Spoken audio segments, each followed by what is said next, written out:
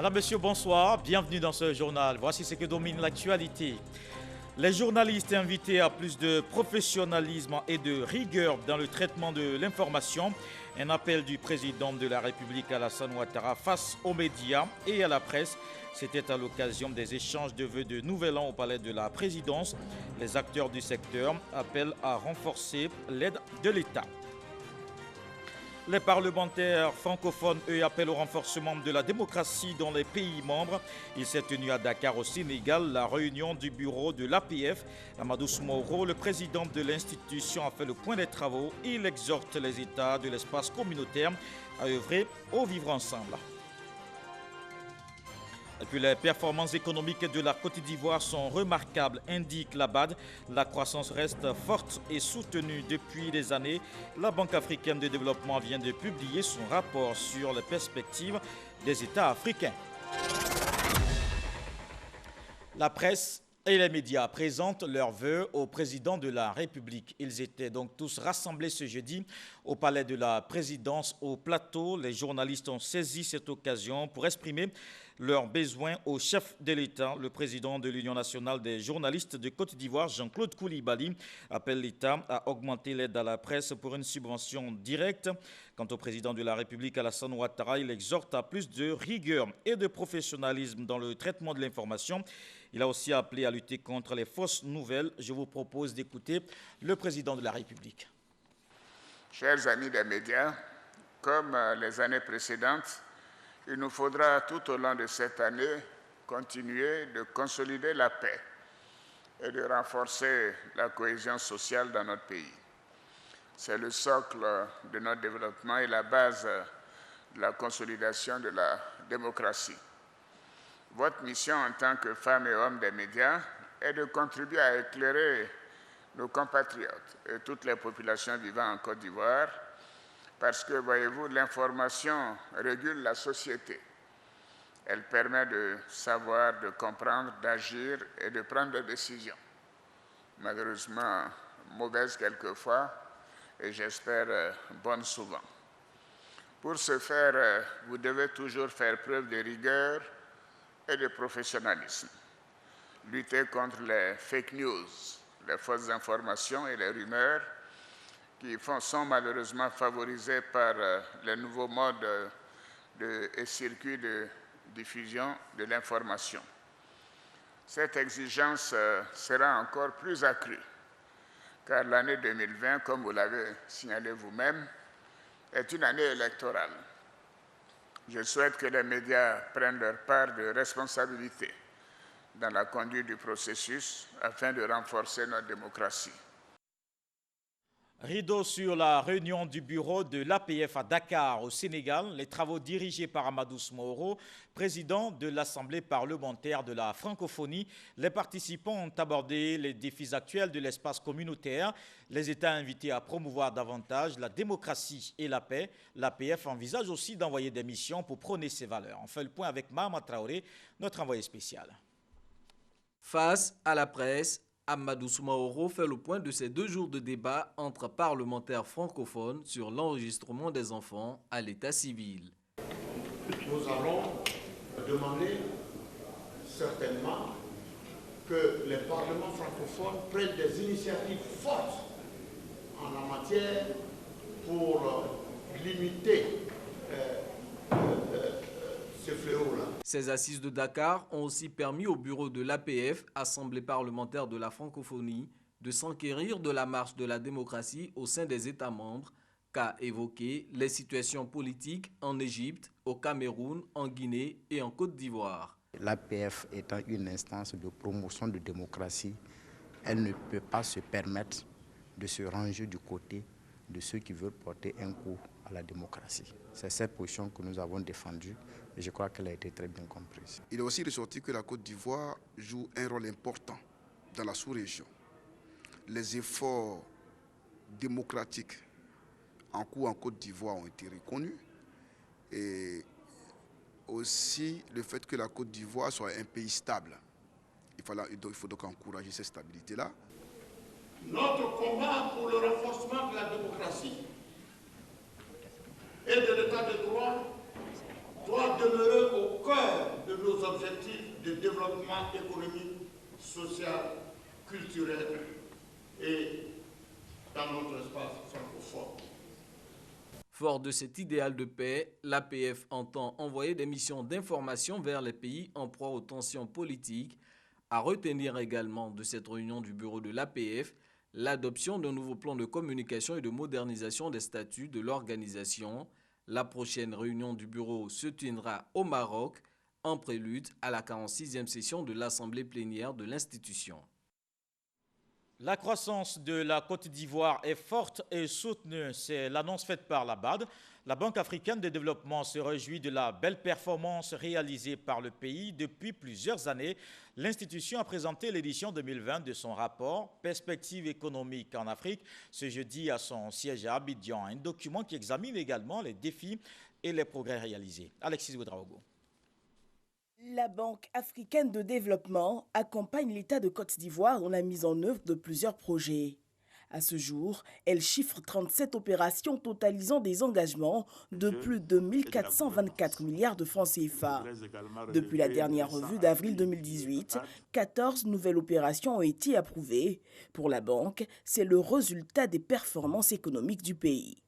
La banque est particulièrement heureuse de constater qu'effectivement, la Côte d'Ivoire se place dans le peloton de tête des 5 économies avec le plus fort taux de croissance, et cela depuis 5 ans. La Côte d'Ivoire a non seulement réussi à maintenir des taux de croissance élevés, mais elle l'a fait en maintenant des taux d'inflation extrêmement bien maîtrisés, et cela est pratiquement inédit dans le monde. Non seulement ces taux de croissance sont impressionnants, mais nous avons également assisté à une augmentation de la consommation, une augmentation de la création de richesses, et avec la création de richesses, effectivement, on peut avoir beaucoup plus de consommation, et on peut avoir, et cela laisse augurer de lendemains meilleurs et de bons lendemains, et notamment au-delà de 2020.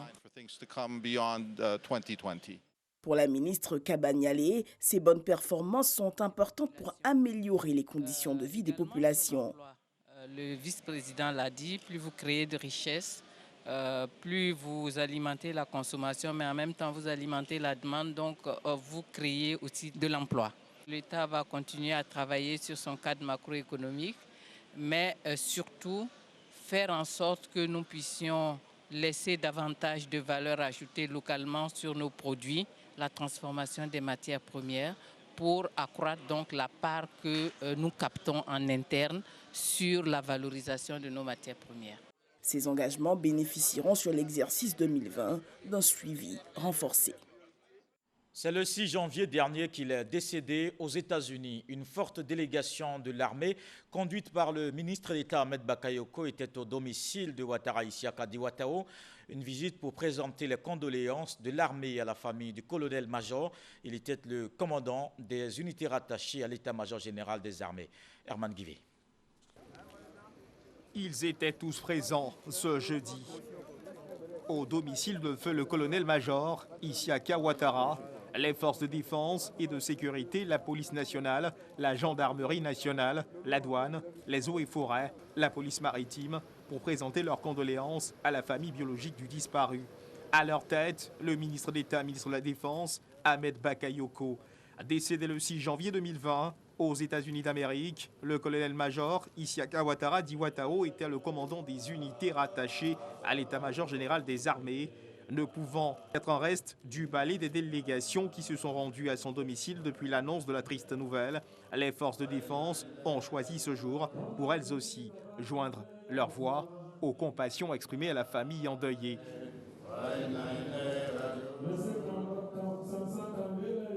10 millions de francs CFA comme soutien financier à ses proches pour affronter cette difficile période. L'acte de solidarité témoigné en faveur de la famille. À la famille d'exprimer ses remerciements particuliers au chef de l'État Alassane Ouattara et au gouvernement du Premier ministre Amadou Gon Coulibaly pour le soutien manifesté et les efforts engagés afin d'aider feu le colonel Isiaka Ouattara à recouvrer la guérison. La volonté divine s'étant exprimée, la dépouille mortuaire de Isiaka Ouattara Diouattao arrivera à Abidjan, à l'aéroport Félix Houphouët-Boigny, le dimanche 2 février 2020. Le lundi 3 février, la veille religieuse se tiendra à Ivo-Septresville. La levée de corps à Yvesèvre-Trècheville le mercredi 5 février à 16h, suivie d'une veillée militaire à la garde républicaine de Trècheville de 20h à l'aube. Le jeudi 6 février, des honneurs militaires lui seront rendus à l'état-major général des armées, place Ouattara Thomas d'Aquin, suivi du transfert de la dépouille à Doropo, son village natal, où il sera inhumé le vendredi 7 février 2020 dans la stricte intimité familiale. Une note plus gaie à présent, plus de 3 milliards de francs CFA octroyés aux conseils régionaux. C'est un appui à l'insertion socio-professionnelle des jeunes. Le ministre de la Promotion de la Jeunesse, Touré Mamadou, a rencontré les responsables de ces entités décentralisées. L'État donne ainsi le pouvoir aux régions de poursuivre les initiatives d'autonomisation des jeunes. Ces derniers ont été invités à saisir toutes les opportunités d'emploi. Eugène Atoubé. Une très bonne nouvelle qui augure d'une année 2020 de tous les espoirs pour les jeunes dans tous les districts autonomes et régions de Côte d'Ivoire. 3 milliards 100 millions de francs CFA leur seront alloués par l'État de Côte d'Ivoire pour leur autonomisation et leur soutien dans la lutte contre la pauvreté. Une solution à l'employabilité des jeunes et leur insertion socio-professionnelle dans les régions et districts de Côte d'Ivoire. On va vers une décentralisation qui évolue. Ceci est à saluer dans la mesure où, quoi qu'on dise, c'est avec le développement humain, avec des jeunes qui ont les moyens de se prendre en charge que nous pourrons faire le développement de proximité au niveau de nos régions. C'est une délégation de pouvoir de l'État aux régions et districts autonomes pour accompagner l'opération Agir pour les jeunes, phase 2, lancée en septembre 2019 et pilotée par l'Agence Emploi Jeunes. Le ministre de la Promotion de la Jeunesse et de l'Emploi des Jeunes a informé les présidents de conseil régional et leurs directeurs généraux d'administration que toutes les régions seront dotées de cette structure sous tutelle, à charge d'exécuter l'axe 4 du programme social du gouvernement que constituent les questions d'emploi et d'autonomisation des jeunes.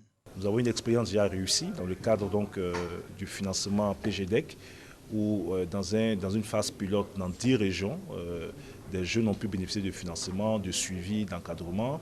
Et nous avons convenu avec les différents présidents du conseil régional d'étendre cette expérience à l'ensemble des régions de notre pays. Une équipe technique a été mise en place de travail. Et dans un mois, nous aurons donc les résultats des réflexions. Et dès le mois de mars, nous allons envisager la mise en place effective de ce dispositif. Dans la mise en œuvre de cette initiative gouvernementale, le ministre Mamadou Touré appelle à une collaboration, le Conseil national de la jeunesse et les conseils régionaux, dans l'intérêt des deux parties.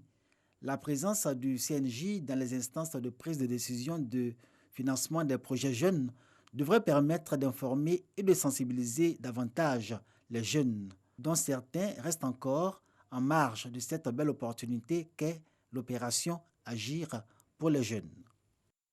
Autonomisation des jeunes, mais aussi des femmes. L'État veut accroître la participation des femmes au développement de la Côte d'Ivoire. Pour ce faire, le secrétariat d'État chargé de l'autonomisation de la femme veut mettre en œuvre une stratégie pour rendre les femmes plus autonomes. Un séminaire vient de se tenir durant 2 jours. Les participants vont élaborer une feuille de route. Et cette feuille de route va retracer clairement les actions d'autonomisation des femmes. En attendant, le 8 mars, elles sont à l'honneur. C'est la journée internationale de la femme. Un pagne est disponible. Il est le symbole de l'union et de la diversité culturelle. La gente féminine veut aussi œuvrer à la cohésion sociale. C'est ce que nous dit Patricia Omouetia. Le pagne de la Journée internationale de la femme est le symbole de l'union, de l'ouverture d'esprit pour l'acceptation de la diversité culturelle. C'est un désir pour les femmes d'impacter positivement la société ivoirienne. Le pagne qui symbolise la femme africaine incarne un thème et un message. Il est donc de tradition pour le ministère de la Femme, de la Famille et de l'Enfant de choisir à chaque commémoration un pagne comme uniforme. La richesse des couleurs de ce pagne symbolise l'engagement des femmes à faire de notre riche diversité culturelle, ethnique, religieuse, un atout pour la paix, l'union et la cohésion sociale. La ministre a également invité les hommes à se procurer le pagne en tant que e-forchi pour soutenir les femmes dans leur quête de la paix. Le pagne est disponible en plusieurs couleurs, notamment l'orange, le vert, bleu, le violet et le marron. Le lancement officiel de la 29e édition de la Journée internationale de la femme sera lancé dans les jours à venir. Avec Michel Digré, parlons de la parité. Bientôt l'élaboration d'un nouveau code électoral. Les femmes veulent une meilleure représentativité dans les assemblées élues. La ministre de la Famille, de la Femme et de l'Enfant veut ainsi accorder cette place importante pour le respect des lois en la matière. Bakayoko Liramata a eu une séance de travail avec le président de la commission électorale indépendante. Représentation des femmes dans les assemblées élues. La commission électorale indépendante est en phase avec Bakayoko Liramata. À l'issue de cette séance de travail, la ministre donne les enjeux de cette rencontre. La première préoccupation est de la prise en compte des dispositions de la loi du 14 octobre 2019 favorisant la représentation des femmes dans les assemblées élues. Cette loi institue donc un quota minimum de 30% de femmes sur le nombre total de candidats pour tous les scrutins. Il s'agit des élections législatives, municipales, des conseillers des districts. Pour le président de la commission électorale indépendante, l'institution qu'il dirige prendra toutes les dispositions pour appliquer cette nouvelle loi. Il est donc fixé désormais que comme condition de recevabilité des candidatures, un certain quota au profit des femmes. Donc l'organe qui gère les élections est donc recevable à recevoir Madame le ministre de la Femme qui, avec son leadership éminent, a donc porté cette loi qui est devenue aujourd'hui une loi de notre État. Donc il est bon que l'organe que nous sommes puissions avoir une séance de travail afin que, à bonne date, à l'occasion de la réception des candidatures, nous puissions donc aviser et appliquer cette nouvelle loi qui vient d'être promulguée. Bakayoko Liramata a également plaidé pour la création d'une cellule genre au sein de la commission électorale indépendante. Le dossier politique nous emmène ce soir en Guinée-Bissau. L'élection présidentielle tenue fin décembre dernier. Un scrutin dont le bon déroulement avait été salué par tous les observateurs internationaux. Seulement, quelques semaines après le second tour de l'élection, les populations traversent une grosse période d'incertitude. La commission électorale a déclaré vainqueur Umaro Sissoko Embalo, ce que conteste son adversaire Domingos Pereira. La Cour suprême a quant à elle ordonné la vérification des procès-verbaux.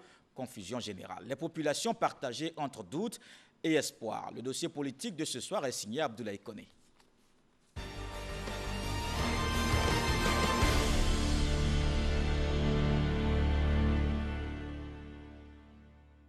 À 47 ans, Umaro Sissoko Embalo est le nouveau président élu de la Guinée-Bissau. Du moins, c'est le verdict des urnes qui a été rendu public par la CNE, la commission électorale, qui donne la victoire à l'ancien général de brigade et ancien premier ministre avec 53,55% des voix contre 46,45% pour son rival, Domingos Simoes Pereira, leader du PAIGC. Je suis un homme rassembleur. Guinée-Bissau a besoin d'un homme qui va nous rassembler. Mais quelques jours après se produit un coup de théâtre, le candidat malheureux et majoritaire au Parlement dénonce des fraudes et invite la Cour suprême à se prononcer sur la validité du second tour du scrutin. Déçu de la tournure des choses, la jeunesse a pourtant fondé beaucoup d'espoir en ce scrutin. J'attends du nouveau président qu'il crée les conditions pour que nous, les jeunes, puissions étudier et obtenir un emploi après. On veut aussi une vraie université publique. Si la commission électorale considère comme définitifs les résultats qu'elle a publiés, un arrêt de la Cour suprême demandant un apurement des résultats vient exacerber la confusion à Bissau.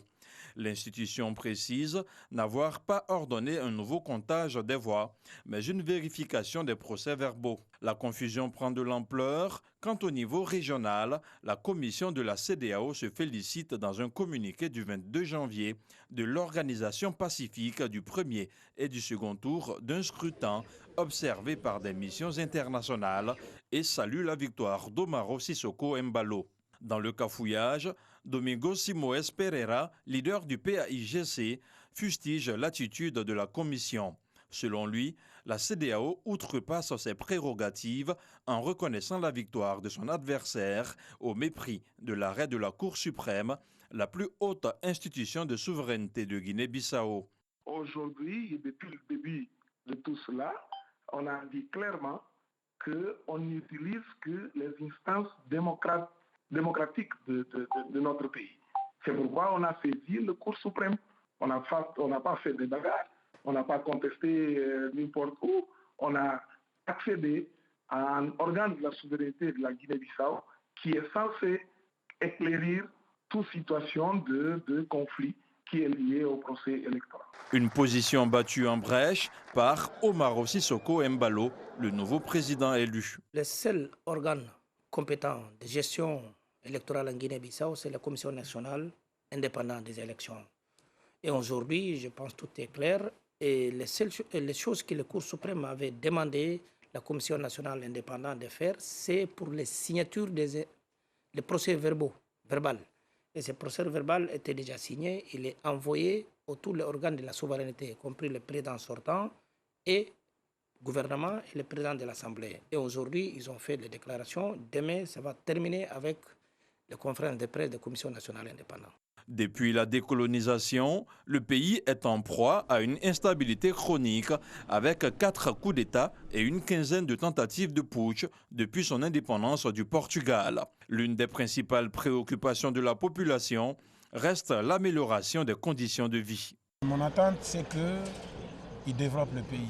Ils trouvent les jobs pour les jeunes, le travail. Il faut qu'il y ait du travail pour les jeunes. Il y a beaucoup de jeunes diplômés qui n'ont pas de travail. Les gens ne font que parler, ne font que bavarder.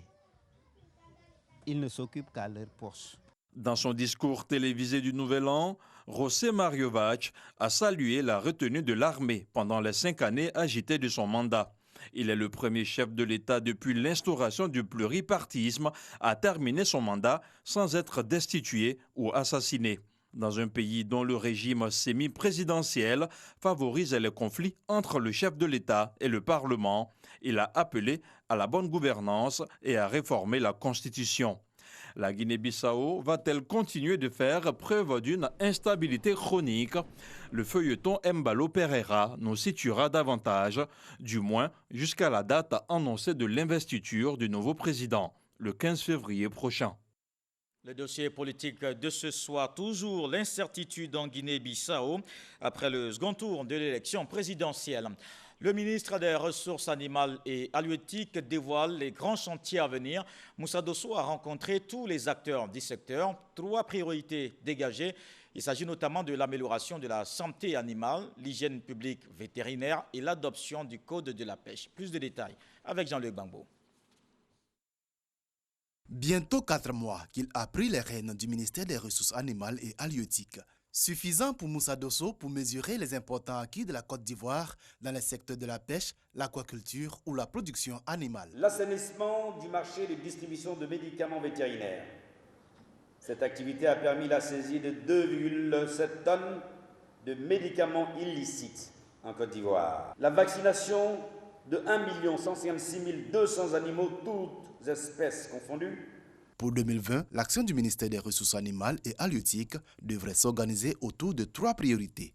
L'amélioration de la santé animale et de l'hygiène publique vétérinaire, le renforcement de la professionnalisation des acteurs et la fourniture de matériel génétique performant aux éleveurs et aquaculteurs, l'élaboration du code de la pêche et de l'aquaculture.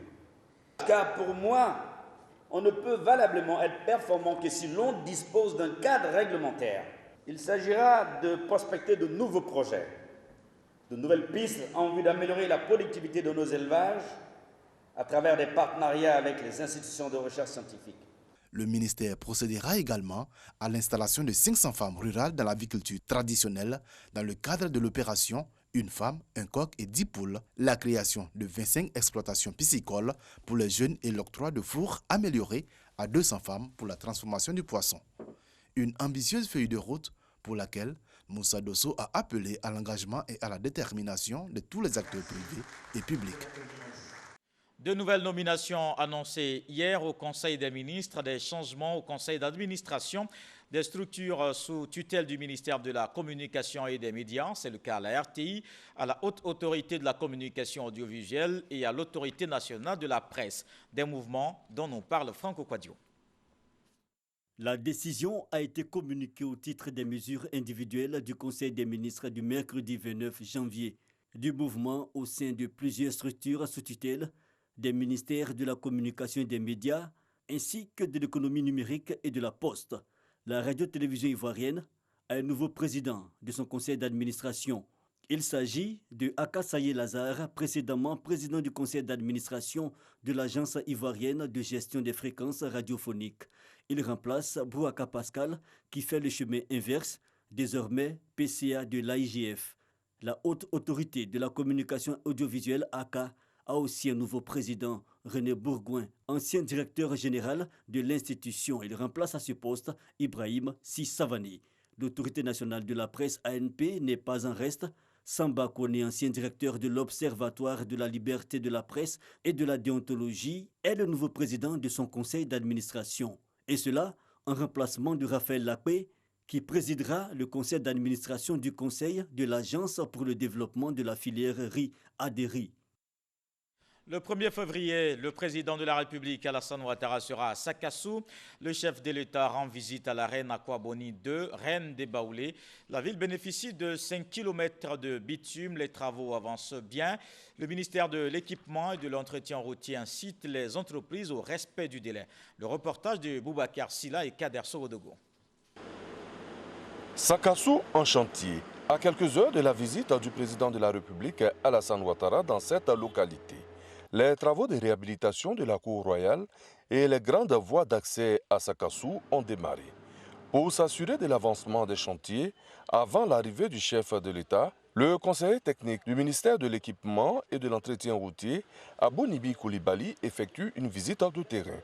Objectif, galvaniser les entreprises en charge des travaux à mettre le bouchée double pour le respect des délais de livraison. Sakassou a bénéficié de 5 km de bitume pour un montant de plus de 1,5 milliard. Les travaux sont bien avancés. Je pense que d'ici le jour J, Sakassou va être prêt pour l'accueil de son excellence le président de la République. L'enrobé au niveau de Sakassou était vraiment de mauvaise qualité. On avait des nids de poules partout. Et dans le cadre de la visite du président, il nous a été permis de pouvoir venir refaire cet enrobé-là.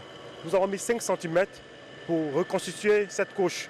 Aussi, nous avons 3 voies dans le village de Walebo. Et ces voies-là, nous allons mettre ce qu'on appelle l'enduit superficiel pour permettre le désengorgement. Le président de la République, Alassane Ouattara, sera à Sakassou le 1er février 2020. Depuis l'annonce de sa visite, les populations ont hâte de communier avec le premier des Ivoiriens. Il s'agit ici, pour elle, de lui réitérer leur adhésion pour sa politique de développement de la Côte d'Ivoire. Et l'actualité, c'est aussi les états généraux des jeunes militants du RHDP des régions du Kabadougou et Folon. Ces jeunes ont fait le point de la vie politique dans le district du Denguélé. Ils ont aussi peaufiné la stratégie d'action pour les élections à venir. Reportage.